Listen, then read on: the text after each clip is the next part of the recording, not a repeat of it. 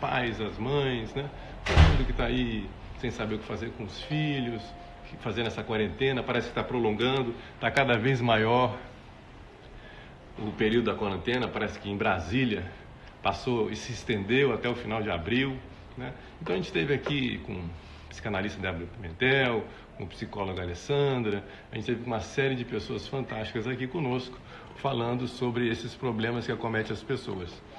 E hoje nós vamos trazer aqui uma fera, que é um otorrinolaringologista, o nome dele é Daniel Dávila, que vai tentar acalmar todos nós, né? Porque eu também tenho um filho pequeno e todo mundo está meio angustiado. Quando alguém tosse, quando alguém espirra, quando alguém pega na sua mão, a garganta está inflamada, a gente leva no hospital, não leva no hospital. O que a gente faz? Todos nós estamos meio apavorados, né?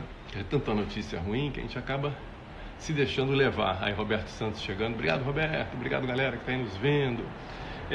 Dizer que amanhã, um dia especial também, vamos estar aqui com a Amanda Silveira. Quem já acompanha a gente já viu a Amanda por aqui. Ela é social média, é uma figura fantástica, a Amanda, e ela está direto de Barcelona. Ela estava no olho do furacão. Ela vai dizer o que está acontecendo por lá. E qual é a ideia de falar com a Amanda Silveira? É trazer para a gente uma ideia de bola de cristal. Então a gente está usando a Amanda Silveira, que está lá com um número enorme de mortos, atravessando tudo isso, para ela adiantar para a gente, dizer o que está acontecendo, o que a gente pode aprender com isso que está acontecendo aí e o que a gente pode fazer. Está aqui o doutor Daniel Dávila entrando e a gente vai ter no domingo, fantástica, que é o nosso querido Bruce Cabral. Ele já está em outro canto, ele está no Canadá. Então Bruce Cabral, que seja pano, saiu daqui, está na TV Globo, vai estar falando com a gente sobre o que está acontecendo no Canadá e o que pode passar para a gente. Então, doutor Daniel Dávila, é uma honra, doutor Daniel, estar aqui com você. É muito Boa tarde a todos. Falando aqui com você. Eu espero que seja muito esclarecedor para todos nós. Obrigado pelo carinho. Era para você estar agora aí atendendo milhares de pessoas, está dedicando esse seu tempo aqui para a gente, mas isso vem a acalentar e ajudar a esclarecer muitas coisas, porque tem muita informação falsa, muito fake news. A gente usa máscara, não usa máscara, vai para a rua, não vai para a rua, tá todo mundo confuso. E o senhor é um especialista, é um otorrino, laringologista, renomado e tal. Eu vou tentar começar falando com o senhor para ver o que a gente pode fazer pelos pais e mães que estão em casa nos acompanhando. Boa tarde. Boa tarde, Alexandre. Para mim é uma grande honra poder receber esse convite, né? Eu que já cuidava de toda a família, agora poder compartilhar um pouco do que a gente vive no dia a dia no consultório, com esse bate-papo bacana, informal, para poder esclarecer a população e trazer informações importantes, né, do especialista, desmistificar muitos aspectos, inclusive do dia a dia, que a gente não está tendo um acesso adequado aos cuidados de saúde e também na área da otorrinolaringologia. A ideia de um programa bem informal é como se a gente estivesse dentro da casa das pessoas, trocando um papo com esses pais e com essas mães. Até vão surgir algumas perguntas, der para a gente responder, a gente vai respondendo, e algumas não, a gente vai responder no final. Mas eu queria começar, como eu tenho criança pequena de 3 anos, o senhor mesmo falou aí, como muita gente tem criança em casa, tem pais, tem parentes e tal, o que a gente faz quando tem os primeiros sinais em casa de um espirro, de uma febre mais alta de 38 graus, 39 graus? A gente deve correr para uma emergência, correr para um hospital, achando que é alguma coisa mais grave ou não? Qual é o primeiro passo? Alexandre, com certeza a resposta é não, tá?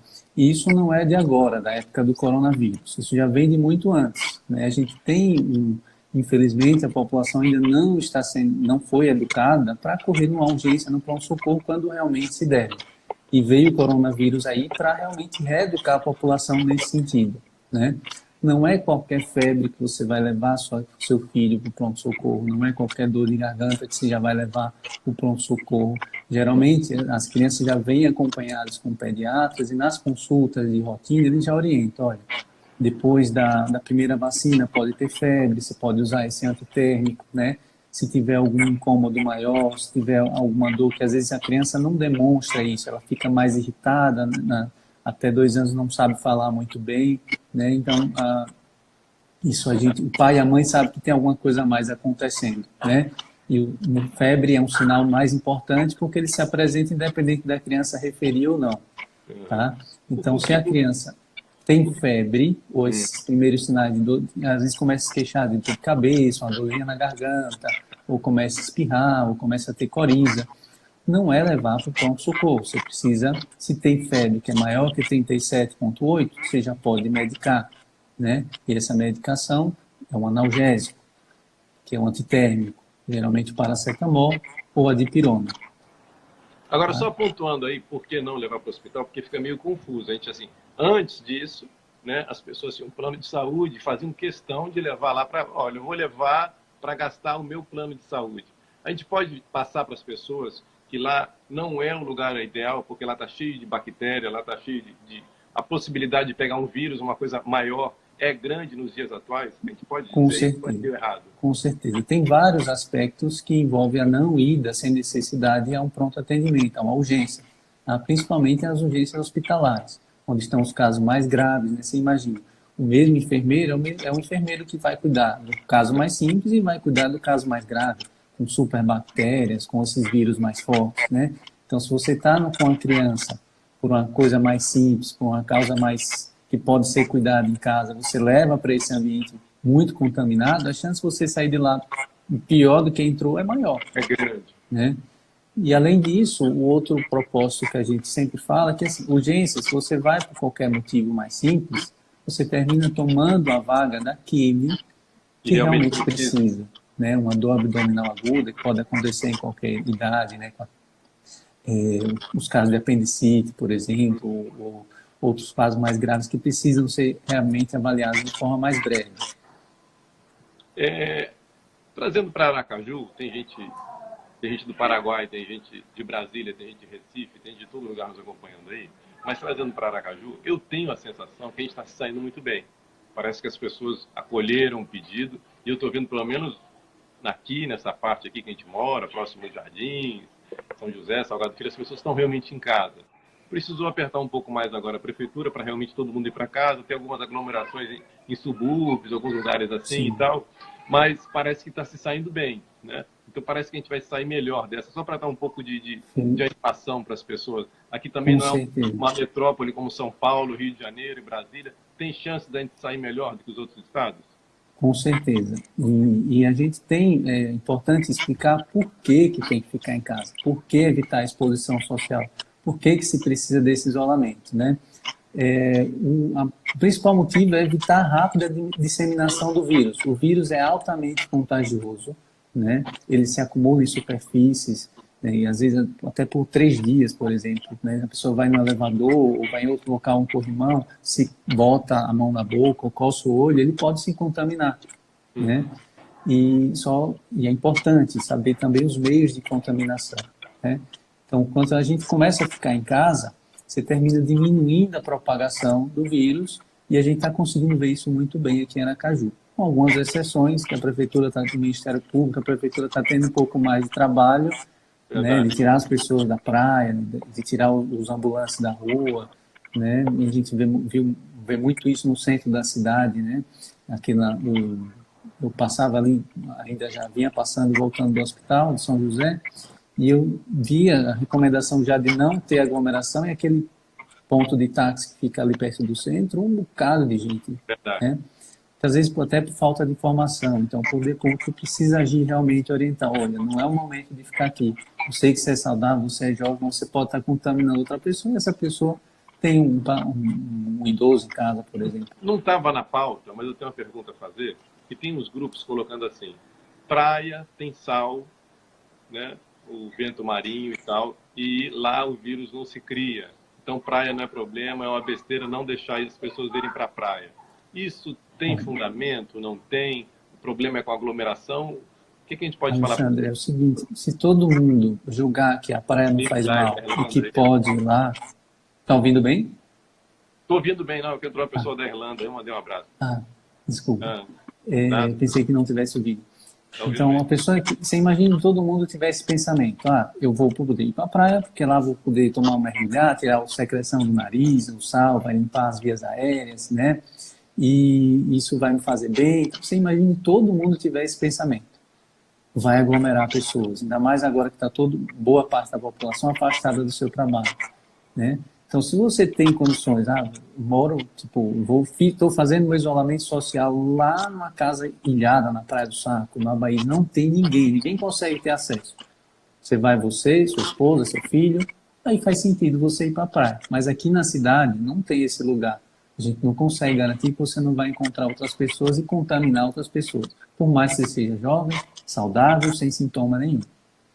E é algo que a gente vai falar mais para frente, né, dos sintomas. Não, é o risco de você achar que também não tem nada, mas você não tem o sintoma, mas você está com alguma coisa, está com o vírus ali, passar para o outro também, né? Com certeza. Esse é um grande desafio, são os pacientes assintomáticos, né? Como é uma doença nova, muita gente a gente não consegue saber exatamente como ela se comporta. Mas pelos relatos dos chineses, dos estudos, né, eles conseguem ver que começaram a fazer testes em massa e vários deles já estavam positivos e não apresentavam sintomas nenhum. E são essas pessoas que se acham bem, que começam a abraçar, cumprimentar, frequentar outros lugares e transmitindo o vírus para todo mundo. E a rápida disseminação termina ocasionando o congestionamento dos hospitais, né, o risco do colapso, né, hospitalar, que é o que todo mundo tem. Tá. E a gente já viu em alguns lugares, como a Itália e a Espanha, por exemplo. A gente tem um país do jeitinho, onde muita gente está fabricando álcool gel sem ser álcool gel, muita gente está vendendo água mineral nos sinais, que está pegando no meio da rua, enchendo as garrafas e entregando. Eu posso estar errado, a ficar preocupado com esses exames que podem estar vindo de qualquer maneira, de algum lugar, sem ser cientificamente comprovado. E algumas pessoas pegarem esse autoexame e saírem assim, olha, eu não tenho nada, então eu vou lá para a casa do meu pai, da minha mãe, vou abraçá-los, porque acabou de sair aqui que eu não tenho nada. Existe esse risco? Existe, Alexandre. Só para você ter ideia, o exame não é para ser feito de forma discriminada. Primeiro que a gente não tem esses exames todos para fazer em todo mundo, que seria o ideal. Tá? E a gente não pode ser egoísta de querer fazer, mas eu posso ter condições de pagar, vou lá e pago. Inclusive os laboratórios que têm uma série de triagem para poder fazer o exame, que inclusive já tem aqui em Aracaju, os 2 laboratórios que conseguem fazer essa coleta domiciliar. Mas já tem uma turma de pessoas se juntando em grupos, falando assim, olha, vamos lá fazer esse exame para ver se a gente não tem. E não tendo, eu vou visitar meus pais. É isso que é preocupante. Não é para fazer isso, Alexandre. Inclusive, se a pessoa está na vigência dos sintomas e fizer o teste, ele pode vir negativo. Olha, ele só começa a positivar a partir do 7º dia. Né? Então, não é recomendado fazer isso. A gente, em algum momento, vai começar a ser feito esses testes de uma forma um pouco mais ampliada, principalmente para profissionais de saúde, porque eles entram em contato com muita gente. Então, aí sim faz sentido. Deixa eu ver se esse profissional está contaminado para saber se ele pode retornar ao trabalho e cuidar de mais pessoas. Né? Em algum momento a gente vai chegar nesse ponto. Mas até lá, sem recomendação médica, sem passar na triagem adequada, não é para sair fazendo esse teste. Inclusive, você não vai saber interpretar, vai vir um teste lá negativo, você vai achar que está bem e vai passar a Páscoa com o pai, com a mãe, com o avô, com a avó, né, junto aquelas tias velhinhas todas, contaminando pensando que está bem. Não é seguro. Agora uma pergunta mais do dia a dia. O senhor é só otorrinolaringologista, que já é um nome desse tamanho, já é muita coisa, mas tem que ser um pouco psicólogo, ter um pouco de paciência. Muitas pessoas ligam para sua casa à noite, no meio da madrugada, no fim de semana, porque deve estar muita gente desesperada, muita gente com problema em casa, com gente espirrando e querendo saber se é coronavírus. Com certeza. Né? Tem algumas pessoas que a gente tem alguns pacientes, familiares, inclusive, ou amigos e amigos, que terminam muitas vezes precisando entrar em contato com a gente, muito preocupado com todo o quadro. Né? E a nossa função também é acalmar. Né? Você não precisa entrar em desespero. Boa parte, mais de 95% da população não vai ter sintomas graves, né? Vai ter os sintomas mais leves, que vai passar, às vezes, você acorda mais indisposto, com a dorzinha de cabeça, a garganta arranhando. Pode ser que você tenha pegado o coronavírus, né? Você não precisa entrar em desespero, mas você precisa se preocupar de não transmitir essa doença para outras pessoas, tá? Então, por isso que, inclusive, o Ministério da Saúde recomendou, se você tem infecção da via aérea superior, você não vai conseguir testar essa pessoa, né? Recomenda-se que você fique em casa, fique em isolamento. tá certo? Está perguntando aqui a Tassiana se as doenças sazonais vão colaborar com o vírus. E outra coisa que a gente já podia começar perguntando aqui, quais são os primeiros sintomas de quem tem realmente o coronavírus?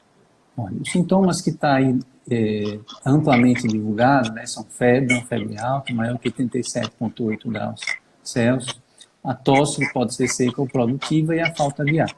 Na verdade, a junção desses fatores são os fatores, são os dados que a gente tem de sintomas mais comuns e são justamente os sintomas de alarme, né? Se isso acontecer em algum momento, a junção desse, de febre, tosse, seja produtiva ou seca e falta de ar, você precisa de imediato procurar auxílio médico, tá? Uma urgência que tem atendimento. Felizmente, a nossa capital já tem hospitais que se prepararam para isso, né? Hospitais da rede particular, a rede pública, está todo mundo esperando, preparado, né? Bem preparado, inclusive, para conseguir dar conta desses casos, tá? Mas o que chama a atenção, principalmente no relato do estudo chinês, eles conseguiram levantar 55 mil casos e viu que a doença pode causar vários sintomas. Dor de garganta, coriza, congestão nasal, dor abdominal, diarreia, principalmente em crianças, né? Então, é os sintomas que a gente fala. Quando a gente chega no consultório, o paciente até fica, doutor, o que é que você tem? Eu tenho uma virose.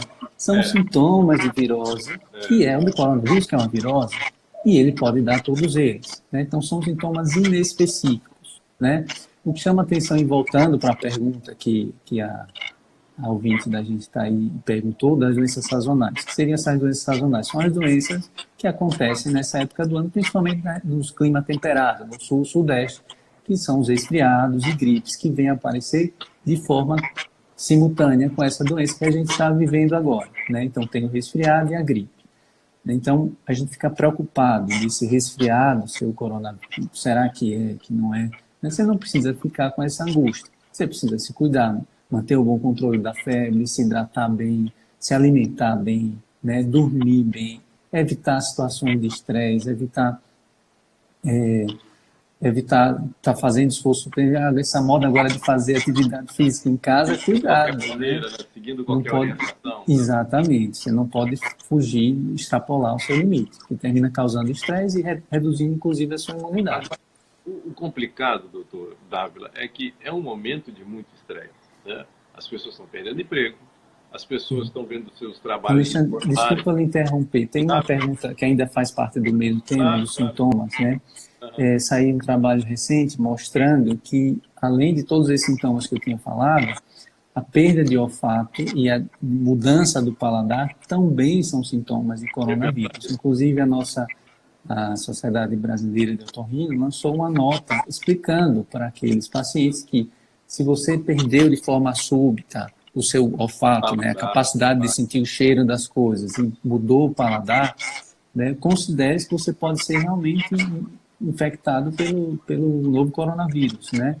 Inclusive sendo motivo até de afastamento de outras pessoas, né? E a gente fala do isolamento social como um todo, mas tem o isolamento social domiciliar, aquelas pessoas que estão realmente com a suspeita muito forte do Covid, mesmo que não tenha saído do teste, elas precisam se isolar dos outros contatos de casa, né? De pai, mãe, inclusive precisa ficar dentro do quarto, tem uma série de cuidados para isso, para não contaminar as pessoas que estão em casa, na própria casa.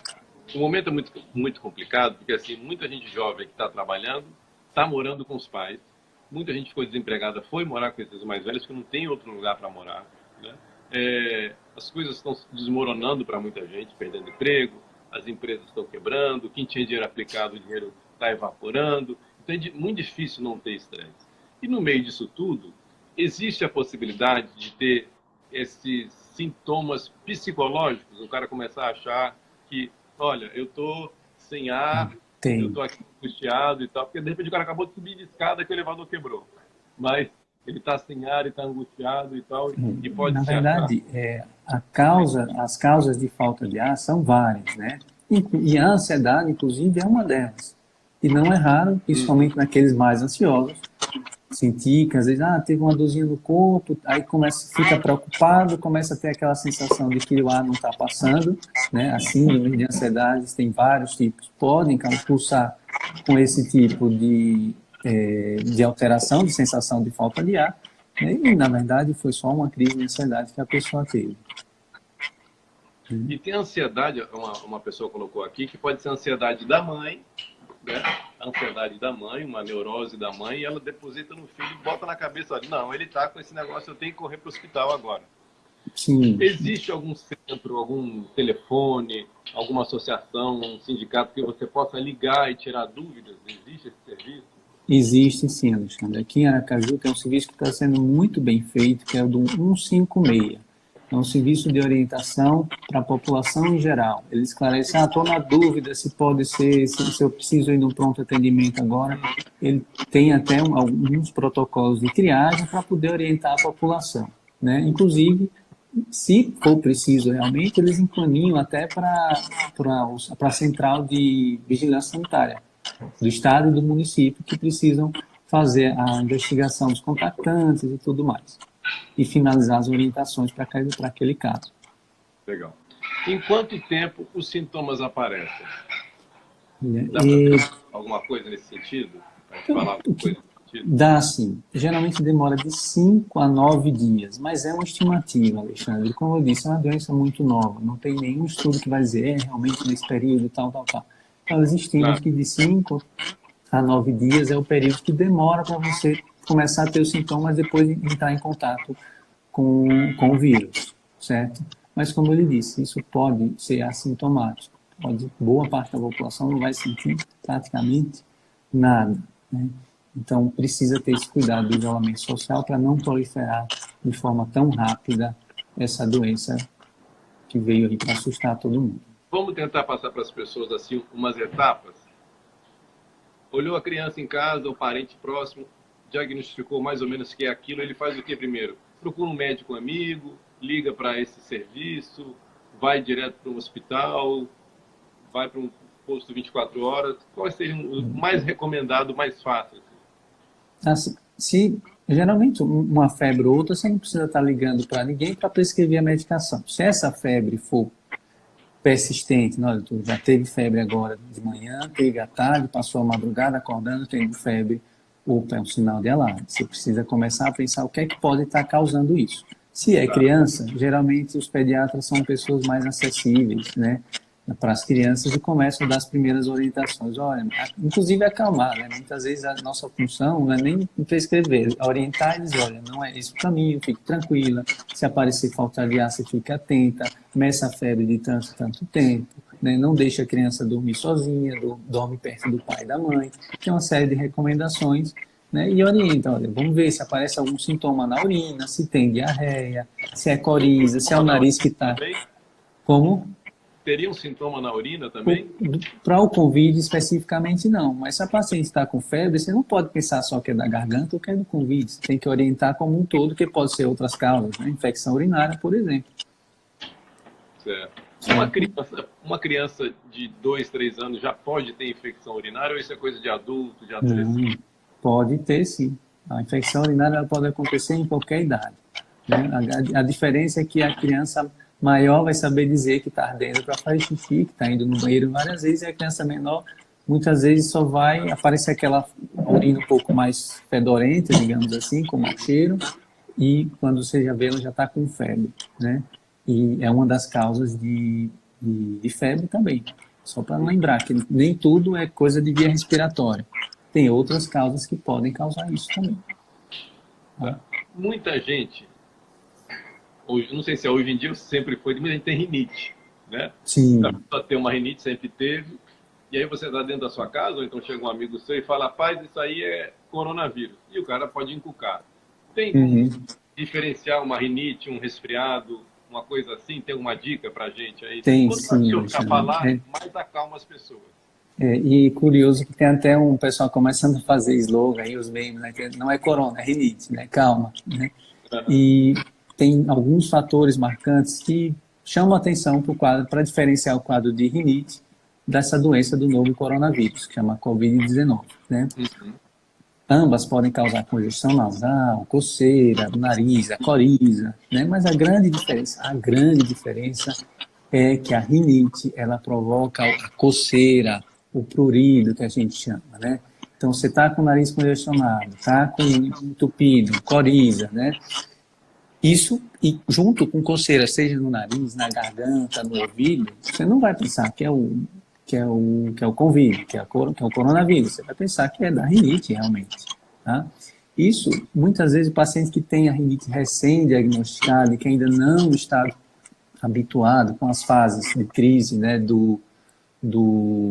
da rinite, termina ficando assustado, até você chegar a entrar em contato com o médico e dizer, não, fique tranquilo, né? Tem algumas medicações que dá para fazer, que são os antihistamínicos, os antialérgicos, sempre sob orientação médica, né? A lavagem nasal ajuda bastante, seja ela em qualquer situação inflamatória nasal, seja resfriado, gripe, a rinite, ela sempre termina melhorando o fluxo, os batimentos dos cíliozinhos que a gente tem dentro do nariz, fazendo a limpeza, diminuindo a chance de progressão, tanto da rinite quanto da infecção de via aérea superior. Certo? Então, uma dica que eu deixo, não lave seu nariz com frequência. Se você tem rinite, todo paciente meu já sabe. Ele entrou na porta e pergunta, você está lavando o nariz?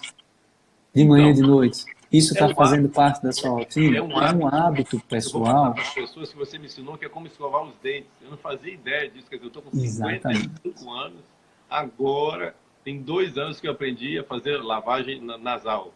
Eu nunca fiz isso, tenho dormido bem melhor, né? Faço com uma seringa, com soro, baratinho, não custa nada, fácil de fazer. Mas eu só fui aprender isso agora, doutorado. Muita gente não sabe que isso tem que ser um hábito, como escovar os dentes, é isso. Com certeza. Está falhando um pouco e aí, a mas gente... já volta. Caiu alguma coisa da internet? Está ouvindo? Melhorou? Voltou. Melhorou. Tá bem. A lavagem só com soro fisiológico. Tem...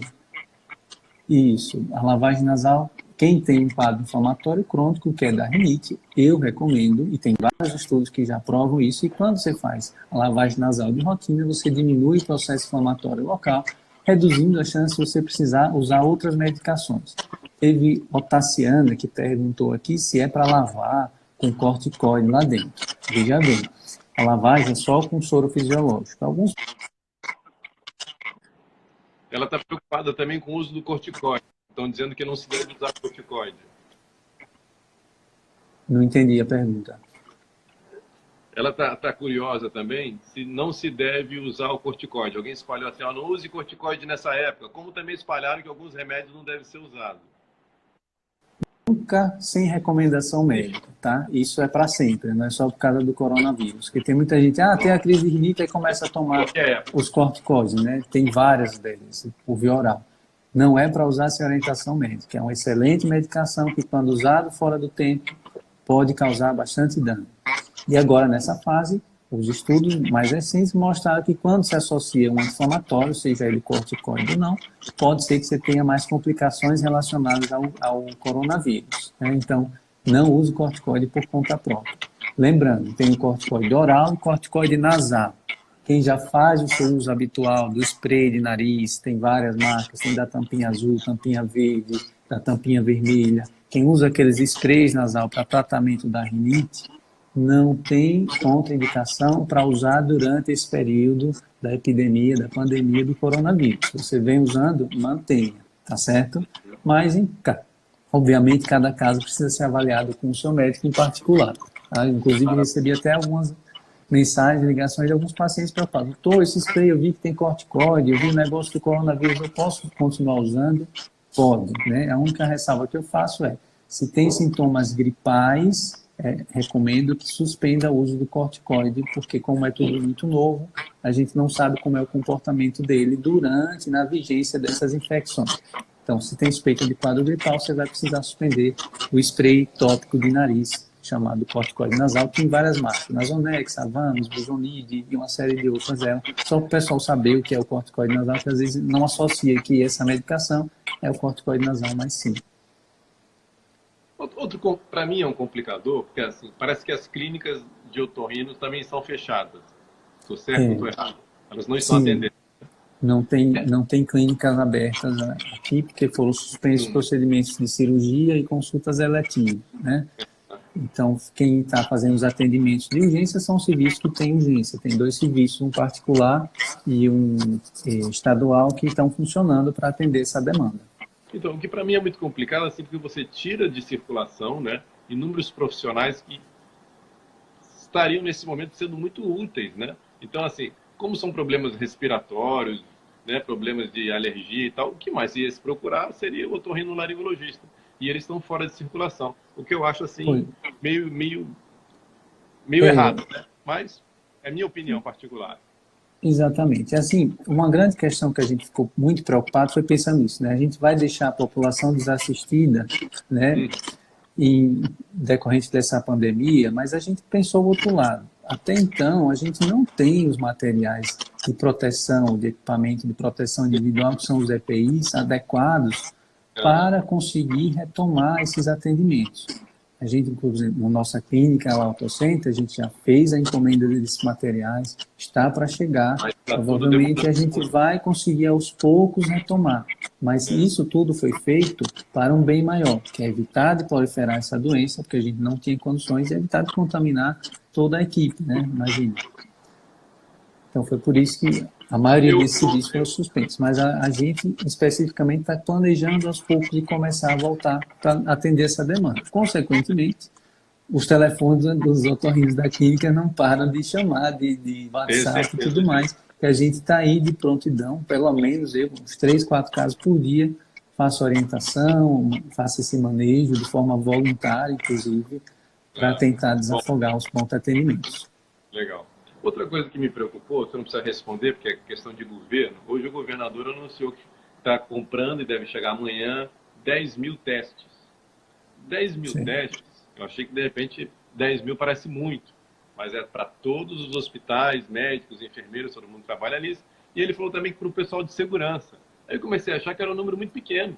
Ao contrário, 10 mil testes eu acho que é um número muito pequeno. Quantos servidores públicos nós temos no estado de Sergipe? Lógico que nem todos são da segurança, nem todos são da área de saúde.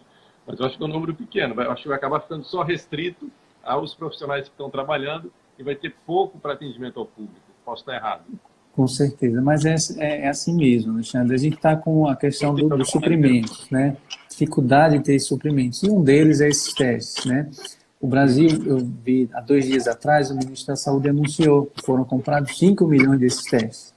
E que na terça-feira chegaram 500 mil e que aos poucos ia distribuindo para os estados. Talvez seja esse que o governador tenha falado, né? E aos poucos ele vai precisar direcionar, como eu tinha falado lá no começo. Quem vai precisar fazer os testes é a turma que está na linha de frente. É o pessoal que não dá para parar de trabalhar. E se em algum momento foi identificada a doença nele, ele precisa ser afastado.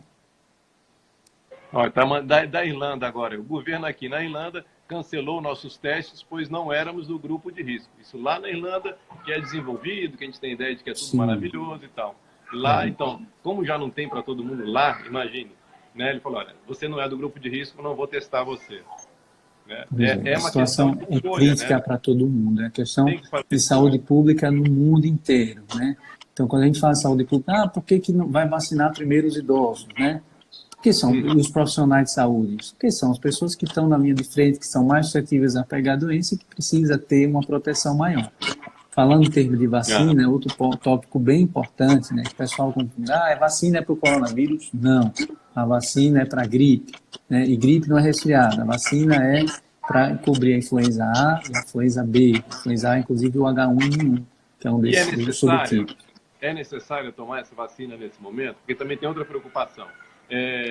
Você vai mandar o seu idoso sair de casa, pegar um elevador, ele vai entrar num posto de saúde ou não, vai no Shopping Rio Mar, mas vai ter aglomeração. Dá para esperar para tomar essa vacina ou tem que fazer logo? Os idosos têm que fazer logo. São um grupo de risco, né? Eles podem, não é só, a gente não pode pensar só no coronavírus. Tem uma série de outros vírus que são comuns também. Muita coisa acontecendo que está matando também. E que são letais também. Não tanto quanto o corona, mas são letais, né? E para isso foi criada uma estratégia para a aplicação dessas vacinas, né? Na primeira semana até que eles liberaram um pouco a vacina no posto de saúde, mas praticamente você não vai encontrar a vacina no posto. Eles estão fazendo a vacina de forma de campanha, né? Como são essas campanhas? Teve hoje e ontem no Shopping Rio Mar. Essas campanhas é para o idoso não descer, não entrar em contato com outras pessoas. Passou no carro, fez o drive-thru, levantou o braço, aplicou, foi embora. Bem rapidão. Atingiram um número altíssimo da população. Várias, foram quase, no primeiro dia, 2.000 e pouco, no segundo dia também praticamente o mesmo número, né? Então, as próximas, fique atento às mídias, às publicidades, aí na TV e no Instagram da Secretaria de Saúde também, que eles vão anunciar pontos e locais abertos, praças, quadra de futebol que não está sendo mais usada, para poder fazer essas campanhas de vacinação em lugar que não aglomere os idosos. Pode contar lá na minha hamburgueria, que tem um drive-thru lá, pode entrar e sair, se quiser contar com o nosso ponto lá para facilitar, também pode contar, mas é um ponto a mais. No interior estão fazendo a domicílio, né? O Tassiana está colocando aí para gente e também tem uma série de pessoas elogiando o seu trabalho. Mas é legal, tá fazendo isso a domicílio no interior, porque evita também que o idoso se desloque. Exatamente. Expõe o profissional de saúde, mas ele é jovem, consegue lá dar conta de todos eles. Mas o idoso precisa ficar em casa e se conseguir uma equipe da saúde da família, para conseguir lá fazer essa campanha de vacinação a domicílio, é o perfeito, é o melhor cenário. Tá.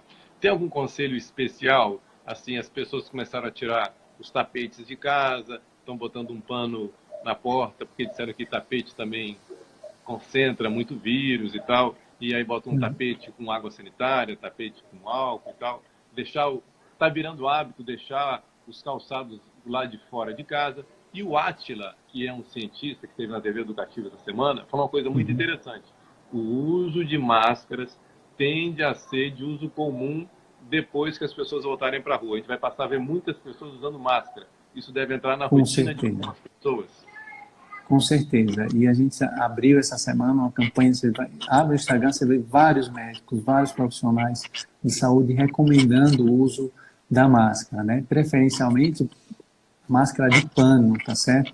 A máscara de cirúrgica, aquela máscara de hospital, é para o profissional de saúde. Aí lembrando, mas aí, doutor, a máscara de cirúrgica, a máscara de hospital protege mais do que a de pano. Protege, mas você precisa pensar como um todo. Você precisa proteger o profissional de saúde que está ali na linha de frente. Que vê, toda hora você vê, está faltando máscara, está faltando material. Que alguns, antes, agora não, mas você vai comprar os fornecedores, se não for hospital, clínica, eles não vendem. Porque precisa deixar para aqueles profissionais. A gente que é clínica está tendo a maior dificuldade para comprar, porque eles estão priorizando primeiro os hospitais. Certo? Então, isso é um dos principais motivos da gente ter fechado as portas. A gente não tem material para atender da forma adequada, precisa esperar um pouco, se equipar, para poder voltar gradativamente. O doutor Jefferson Dávila, não sei se você conhece, que ele é diretor clínico do Auto Center, ele está... Reconhecemos a sua preocupação e seu empenho. Bacana. Obrigado, doutor Jefferson. Eu não sei se você conhece, mas ele está aí, mandando prestigiando aqui. Obrigado. Muito obrigado, doutor, pela participação. Olha, tem várias perguntas aqui, Alexandre. Eu não sei se eu vou conseguir dar conta de responder todas eles. Claro. Tem várias perguntas, hein? Tem um aqui que eu achei importante. O pessoal falou do corticoide, que se pode reduzir, abaixar o sistema imunológico. O corticoide nasal, ele não mexe no sistema imunológico, tá certo? O que pode baixar o sistema imunológico é o corticoide por boca. Essa informação é muito importante. Tomado na dose errada, ele pode realmente baixar a imunidade e causar um estrago maior, principalmente em qualquer infecção, em especial na época do coronavírus que a gente está vivendo. Tem uma pessoa aqui, é o Fred, eu sei que é o Fred, ele está falando assim, no Brasil não se tem um hábito de deixar de trabalhar ou ir à escola por estar gripado, né? Estar com alguma coisa... Isso tem que passar a ser um hábito ou não? As pessoas gripadas podem andar normalmente. Como é que a gente deve agir daqui para frente? Isso já era para ter sido feito de forma rotineira, né? O paciente trabalha em local fechado, trabalha junto de outras pessoas, foi diagnosticado com quadro gripal, ele precisa ser afastado até se recuperar, geralmente 5, às vezes até 7 dias, e fazer o home office. Hoje, todas as empresas praticamente estão se adaptando ao home office, mas algumas funções nem sempre conseguem, né? Mas o correto é fazer isso realmente, né? E usar, se não for imprescindível a presença dele, utilizar a máscara. Agora todo mundo já sabe também, né?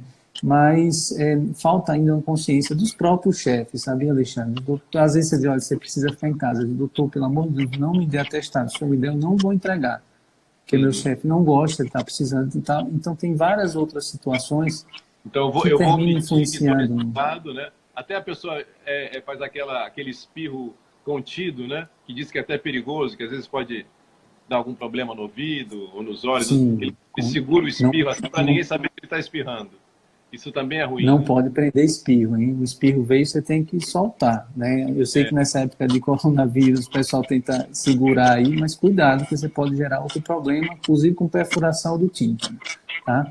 E só lembrando, Alexandre, não custa nada reforçar, a gente vê em todo lugar o tempo todo, mas a forma correta de espirrar é no cotovelo, né? Nada de botar a mão no nariz, na boca, nos olhos, na face, Tem tocar que de tirar jeito esse nenhum. hábito, né? Que é um hábito que Tem a que gente também tirar. não tem, né?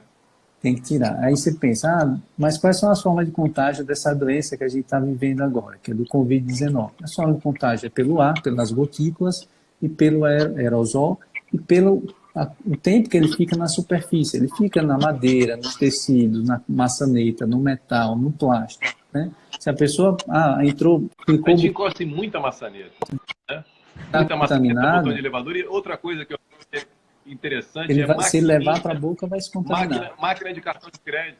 Você vai num posto de gasolina, você vai na padaria, tem a maquininha lá, o botãozinho lá que todo mundo aperta, um atrás do outro. Aquilo ali também é perigoso. Com certeza, é um meio de contaminação muito grande. Né? Agora o pessoal está te orientando, cada cliente passa uma solução desinfetante para poder tirar aqueles agentes. O pessoal fala muito de solução desinfetante, nem sempre é o álcool, viu, Alexandre? O pessoal está nessa noia aí de achar álcool Porque só 70 para serve o todo álcool. canto, não, Só serve não o é. álcool, é. Inclusive, você dá para fazer em casa, né? Você, com 500 ml de água filtrada, né? Com Joia 100 não fica ml bom. de água sanitária, você consegue fazer uma solução desinfetante altamente Em potente para casa. conseguir combater em casa, para limpar as maçanetas, para limpar a porta, a região de contato comum. Né? Você pode fazer isso tranquilamente em casa, não precisa ser o álcool 70. A gente pegou lá atrás um soro caseiro, que era água e açúcar, e aí o senhor está trazendo agora também uma solução caseira, que seria a água e a água sanitária, né? Seria uma Sim, solução você também para consegue quem não fazer. tem Aí você álcool vai gel. pensar, é caro, é difícil de Interessante, achar, muito todo mundo tem interessante. água e água sanitária em casa. Tá, Eline Guy, que está na Irlanda, ela está falando se cuidar da imunidade, ter uma alimentação mais voltada para isso, aqueles probióticos, aquelas coisas, ajuda também a se proteger do coronavírus? Você fala, não entendi, você pode repetir, Alexandre, a Ela pergunta? está falando um tipo de alimentação que você possa melhorar a imunidade. Então, as pessoas estão tomando vitamina C, estão tomando Centrum, estão tomando uma série de complementos alimentares. Isso realmente ajuda? Olha, não tem nenhum estudo que consiga dizer, olha, faça isso que você vai tomar tal medicação e que vai melhorar a imunidade. Inclusive, a gente tem uma série de profissionais médicos divulgando o soro da imunidade aí. Isso não existe. Fica aqui esse informe de utilidade pública. Não existe soro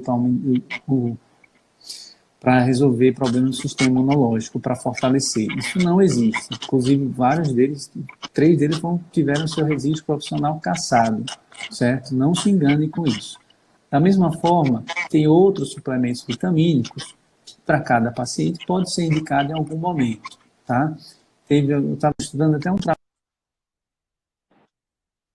oncologista do Ceará, publicou uma nota recomendando profissionais de saúde, tal, que ele conseguiria mexer nessa parte imunológica voltada às defesas dessa virose que está acontecendo aí. Mas isso não dá para nós profissionais médicos dizendo, olha, saia, toma sua vitamina C, o zinco e tal, que isso vai resolver. Na verdade, se você tem uma boa qualidade de vida, com uma dieta balanceada, tomar bastante água, fazer atividade física regular, ter uma boa noite de sono, né? Isso tudo vale muito mais que qualquer medicação. E eu falo isso, Alexandre, todo santo dia no meu consultório, porque não é um ou dois, 3 pacientes que me perguntam se tem remédio para melhorar a imunidade, né? Aí a receita todo mundo pode fazer, né? Aí, doutor, isso está muito difícil, né? mas você precisa melhorar a sua qualidade de vida, você precisa refletir seus hábitos de saúde. E isso vale mais que qualquer outra medicação, né? Tem uma outra preocupação grande, que acaba não sendo tão grande porque o dinheiro sumiu, mas assim, pegar em dinheiro, né? Pegar em dinheiro. Um dinheiro sumiu é fácil, mas assim, quando você pega em dinheiro, vai na padaria, vai num lugar, pega o dinheiro, tira ali, vai, coça o rosto, bota... Dinheiro também é uma fonte de contaminação? Dinheiro, com certeza. Como eu tinha falado, o vírus, ele se fica na superfície, muitas vezes até por 3 dias, sabe? Então é muito tempo. Aquele dinheiro você pegou num canto, guardou, e no dia seguinte for lá e passar para outras pessoas, é uma fonte de contaminação, né? Obviamente, quando se fala de dinheiro, o pessoal tem mais cuidado para higienizar a mão. Ah, peguei dinheiro, vou lavar a mão, né? Porque sabe que já é contaminado, né? Então, é uma fonte de contaminação, realmente. O alcoólatra, ou ingerir álcool, né? A pessoa chega o fim de semana, aí vou beber sexta, sábado e domingo, isso abaixa a imunidade da pessoa ou não? É que é o contrário, a pessoa fala, não, estou tomando álcool, aí eu estou limpo. Isso não é mito, isso é verdade, tá? Muita gente, o abuso de álcool, você termina causando um estresse metabólico por todo o seu organismo, termina exigindo mais dele, consequentemente, direciona as defesas do organismo para outros lugares. Ou seja, baixa seu sistema imunológico realmente. Então, não é raro você encontrar, doutor, foi uma festa, dormi tarde, bebi muito, no outro dia estava com a garganta doente. Muitas vezes, o contato que a gente tem com vírus e bactérias são frequentes, são muito frequentes, né? O fato de você desenvolver a doença ou não vai depender de como está seu estado imunológico, né? Que tem relação com tudo isso que eu falei, o seu bem-estar geral. O sono regula os hormônios, regula o sistema imunológico, a alimentação regula o sistema imunológico, a atividade física regula o sistema imunológico, então tudo isso influencia, né? Então é momento de ficar mais contido, uma alimentação saudável, dormir cedo, evitar bebida alcoólica. E evitar o abuso de álcool, abuso. Até atividade física. Dudu, da Zona Alva, teve aqui segunda-feira, e quem é maratonista, corre demais, falou, olha, não é momento de você sobrecarregar também com atividade física, e também dá uma baixada na sua imunidade. Com certeza. Vai lá, se você corre 40 quilômetros, não é hora para isso, né? Vá, abaixa um pouquinho, corra só 5, corra só o necessário, mantenha lá, não faça o máximo do seu corpo em momento nenhum, né? Nada em excesso é bom, isso já é coisa dos avós. Bebida em excesso, atividade física em excesso, comer demais, né? Muita gente comendo demais, ansiosa em casa, comendo chocolate um atrás do outro, comendo muito também é prejudicial. Com certeza. A live deu certo, viu, Alexandre? Muita gente aqui participando, perguntando. Mas você é famoso, é por isso. Ajuda muito. Nada, eu sei que tem uma tela grande aí. Tem muitas pessoas, tem o pessoal da família, tem uns amigos, tem a doutora Neuza que está aí. Tem algumas perguntas, eu não vou conseguir responder tudo, tá? Tem até uma pergunta de Edmar, perguntando se usar a mão não dominante pode ajudar também. Na verdade, isso, às vezes você vê uns vídeos aí divulgando por aí, mas você usa a mão não dominante para fazer isso. Isso, de certa forma, pode ajudar. Porque, geralmente, quando você vai coçar o nariz ou o olho, você vai coçar com a mão que você domina, né? Então, isso faz um certo sentido. Mas isso não tira a obrigação de cada cidadão de lavar regularmente as suas mãos, tá certo? Seja ela dominante ou não. E ter cuidado para nunca botar a mão no olho, na mucosa, no nariz, na boca, no rosto, evite, né? E voltando um pouco, Alexandre, para a questão das máscaras. Agora à tarde eu vi um vídeo circulando em vários grupos, com um rapaz falando espanhol, botando aqueles sprays de aerosol, né? E passando pela máscara de pano convencional. Realmente faz sentido. Por isso que a gente diz, olha, deixa a máscara que protege, que é a máscara cirúrgica, para o profissional de saúde, que ele está em contato com várias pessoas doentes, precisa se proteger para cuidar de várias pessoas, né? Um abraço para o padre Marcelo, que está acompanhando a gente aqui, uma pessoa muito querida, né? E lembrando, a máscara de pano, ela não protege igual a máscara de cirúrgica, tá? Mas ela já consegue conter as gotículas maiores, Alexandre. E nessa pandemia que a gente está vivendo, qualquer ajuda que a gente conseguir já é de grande valor. Inclusive, né, a gente usa o pano, mas tem que higienizar, né? Não adianta você usar passar 2, 3 dias com um pano lá sem poder fazer a higiene adequada. Se for um pano que não dê para lavar, você tem que descartar e pegar uma outra Descartáveis, né? A maioria e das nunca máscaras tocar são nessa parte descartáveis. da frente da máscara, tá certo? Então fica o alerta aqui, né? A máscara de pano deve ser usada sim. Eu sei que ela não protege os aerosóis, são aquelas partículas mais finas, mas ela protege as maiores e já é de grande ajuda. Inclusive, se você usa a máscara, você não vai ter a tentação de botar a mão no nariz ou na boca. Você vai se lembrar, opa, né? É, Não posso mexer, não posso tocar aqui. ela já vai ali como um para-choque nesse caso aí. A gente está chegando ao final, já tem quase 1 hora de programa com o Dr. Daniel Dávila, otorrinolaringologista, que é uma fera nesse assunto, está ajudando muito a gente, esclarecendo muita gente. Tem gente de vários lugares de Aracaju, da Irlanda, tem gente do Paraguai, de Brasília. Estou fascinado aí com essa entrevista. Mas queria dizer que amanhã, sábado, a gente vai estar aqui com a Amanda Silveira, direto de Barcelona, uma brasileira que está lá no olho do furacão, ela mora lá, e eu uso ela, e como convidado também de domingo do Canadá, como tipo uma bola de cristal. Por quê? Eles estão 2 semanas à nossa frente, eles estão adiantados em tudo que a gente vai passar, então eles podem dar muitos conselhos para a gente. Olha, aqui já Com passamos por certeza.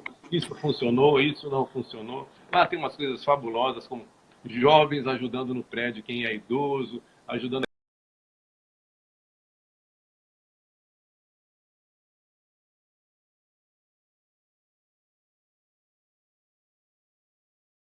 um voluntariado de jovens lá muito legal. Tem muita coisa bacana que ela vai falar sobre isso amanhã. E no domingo, a gente vai estar aqui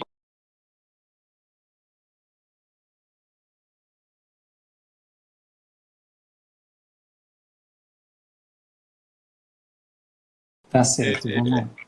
Responda mais algumas coisas. Tem Fique à uma vontade. pergunta, tem uma pergunta Muita importante pergunta, aqui da muita Tassiana curiosidade. novamente. Ela Se quiser perguntou, repetir alguma coisa que a gente já falou também, fique à vontade. tá bem. Ela perguntou se o corona, dentre os sintomas do coronavírus, ele pode se manifestar com epistaxe. Epistaxe é o sangramento nasal, tá? Não tem nenhum estudo recente que mostre a associação da infecção pelo novo coronavírus com sangramento nasal, tá certo? Então, você tem o epistaxe, você não vai pensar a primeira coisa que seja o coronavírus.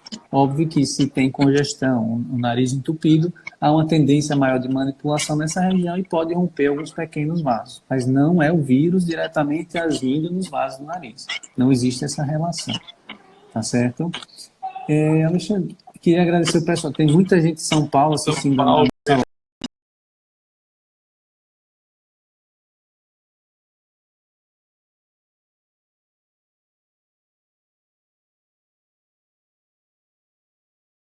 Baianinha também. O Jefferson marcando presença aqui. Ele não é muito assíduo no Instagram, não. Foi por sua causa aí, viu, Alexandre? Disse que ia ter uma live muito boa de Alexandre. Ele disse, eu não vou perder.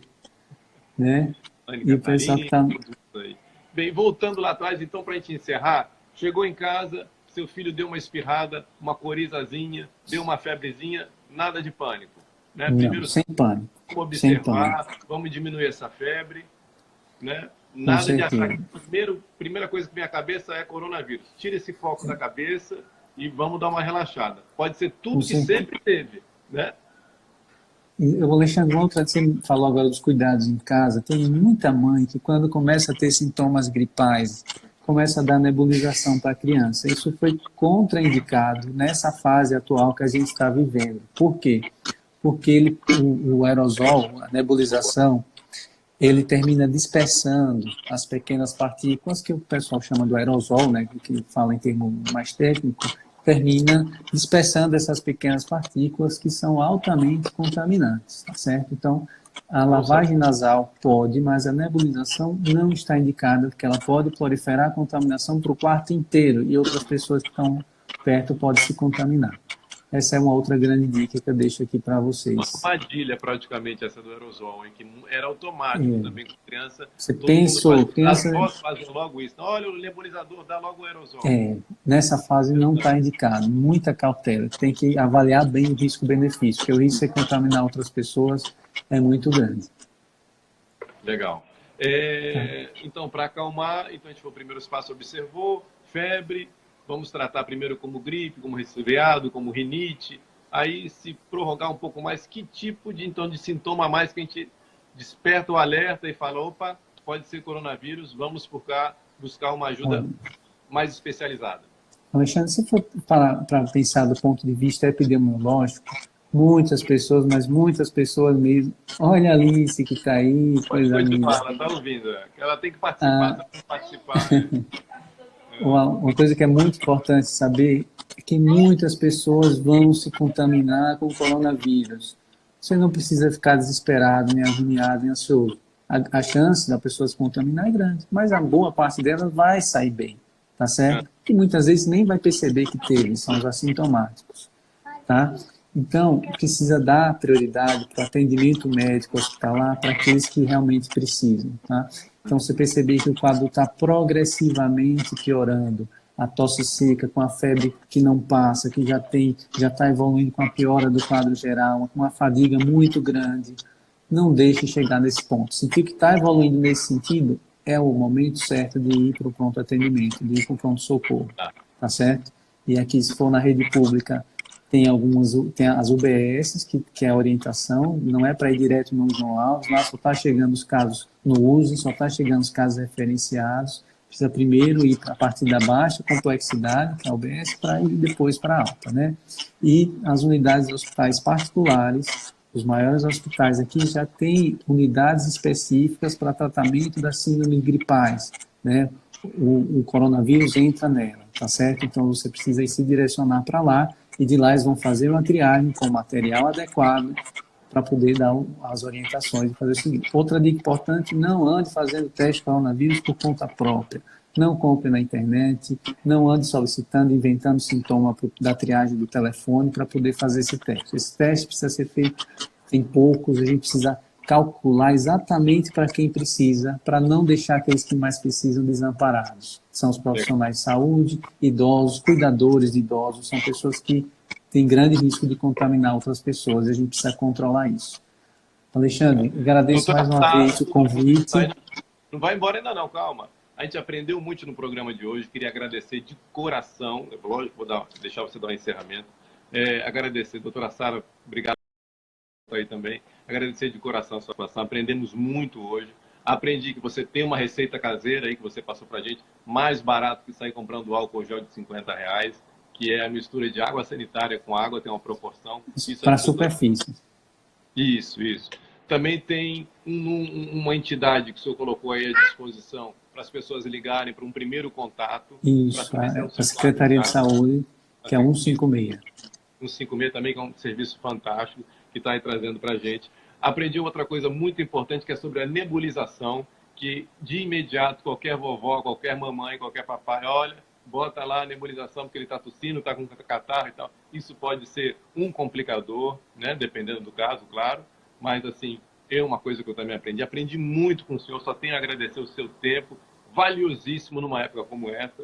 Eu acho que a gente ajudou de alguma maneira as pessoas e queria deixar para o senhor as considerações finais antes o Instagram corte a gente. Tá bem. Queria agradecer a participação de todos, o convite mais uma vez, Alexandre. É sempre uma honra poder ter esse bate-papo tão bacana com você, com uma pessoa, tem uma família maravilhosa, né? E a gente tem essa relação muito boa e poder compartilhar tantas informações com a população que está assistindo a gente aqui também é um privilégio para mim. A gente fica em casa estudando, lendo, passa o dia todo lendo, estudando, orientando e para poder compartilhar informações de confiança, informações com dados, né, para poder acalmar, acalentar a população. Quando a gente lê nos livros de história da medicina, a gente sempre ouve, né, curar algumas vezes, aliviar quase sempre, consolar sempre, né, e fica aqui minha mensagem final. Tenha um bom fim de semana, né, agradeço mais uma vez. Né, vamos sair dessa mais fortes. Com certeza. Todos nós vamos sair mais fortes. Obrigado pelo carinho de todos que estão aí nos ouvindo. Obrigado, doutor Daniel W. Obrigado, seu pai. Obrigado a todos que nos acompanharam. Lembrando que amanhã vai estar aqui direto da Espanha, Amanda Silveira, direto de Barcelona. No domingo a gente vai estar aqui com Bruce Cabral, também direto do Canadá, podendo passar alguma coisa para a gente que já aconteceu lá, que a gente pode tirar proveito aqui. Obrigado a todos. Obrigado, doutor Daniel, pelo carinho, pelo seu tempo, que é valiosíssimo. Obrigado de coração. Eu agradeço. Um abraço a todos aí. Bom fim de semana para vocês. Se cuidem, fiquem em casa. Se for preciso para sair para comprar alimentos ou remédio, usem máscara de pano. Máscara cirúrgica, máscara de hospital, é para quem precisa no hospital. Médicos e profissionais de saúde. Essa foi a verdadeira aula aqui com o doutor